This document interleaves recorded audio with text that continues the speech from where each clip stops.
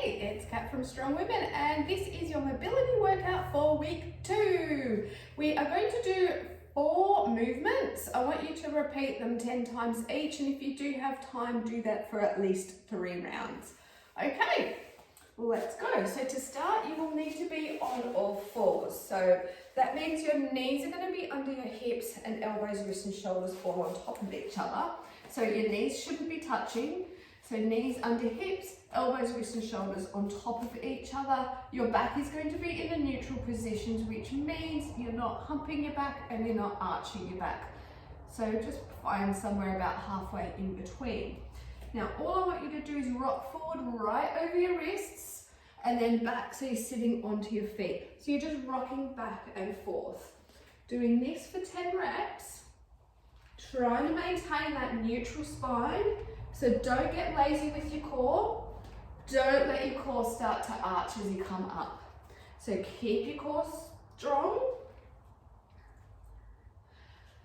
And rock back and forth. You want to get right over your wrists so you're getting that mobility in your wrists. Okay, back to the neutral position. So knees are not touching, knees are under hips, back isn't arched or humped. It's in a nice neutral position, your shoulders are not slumped, you're holding your arms up, and we're going to do some bird dogs. So what that means is one leg goes up, the opposite arm comes out. As you do that, don't arch through your back. Keep the core on, keep everything. We're going to squeeze your muscles, squeeze your glutes, squeeze your abs, your glutes, your abs, your thighs. Keep pushing that arm up. Hold that for a count of 5, 4, 3, 2, 1. Return to your neutral position and do the opposite. Remember to keep that core tight and holding it for 5 seconds and back to neutral.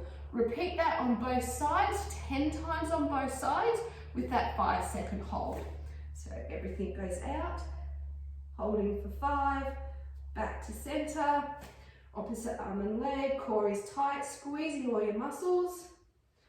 Back to center. Making sure you do keep your vision straight down. You're not looking outwards and you're not looking up, keeping that spine nice and neutral. Okay, when you've repeated that 10 times, with 5-second hold, we are going to do some scapular retractions, which means your scapula is these chicken bony, wing bone, whatever you want to call that, at the back of your body. So you'll need a wall, and what I want you to do is just facing the wall. You can do this standing or kneeling. Is pull your arm out of its socket. Find a position where you can pull your arm out of the socket, and just at the tips of your fingers, you're going to touch the wall. And then you're going to pull your shoulder blades into their socket so you come away from the wall. Tap the wall, come away from the wall. So you're just pulling your shoulder in and out of its socket. Do not bend your elbow, do not rotate through your upper body. It's moving the muscles in the back of your shoulder, back and forth. So arm is being pulled out of its socket, being pulled back into its socket. You don't even need a wall. The wall is just a visual aid, something to aim for. So remember, you are not bending your elbow. So you don't want to bend your elbow thinking that your arm's getting closer to your body, and you don't want to rotate through your upper body thinking that your hand's getting closer to your body either. It's keeping everything straight, and it's just that shoulder blade moving.